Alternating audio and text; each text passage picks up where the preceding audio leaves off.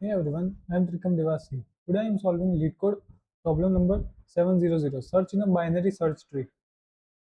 A C++ solution. Searching for a value in a binary search tree does not require checking every node. Thanks to the BST property, we can skip half of the tree at every step.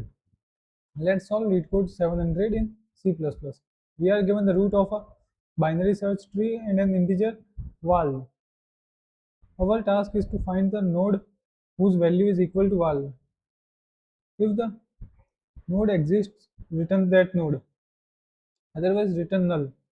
The solution works because of one important BST rule. All values in the left subtree are smaller than the current node. All values in the right subtree are greater than the current node. This allows us to ignore half of the tree after every comparison. We start with the root node. First we will use while loop for this. This loop continues until we find the value or we reach a null node. Now comes the most important line. R equals to V less than R value. A ternary operator. R goes to left and R goes to right. This is a ternary operator. If the value we are searching for is smaller than the current node, we move to the left child. Otherwise, we move to the right child. Finally, return R. If the value was found, R points to the node, otherwise R becomes null. Let's do a dry run. Let's say the BST is this. We want to search for 2, start at 2, 4.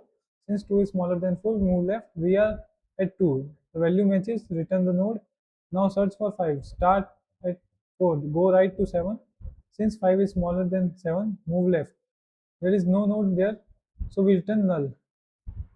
The search follows only one path from the root, so the time complexity is O of h, where h is the height of the tree. The iterative solution uses constant extra memory, so the space complexity is O of 1.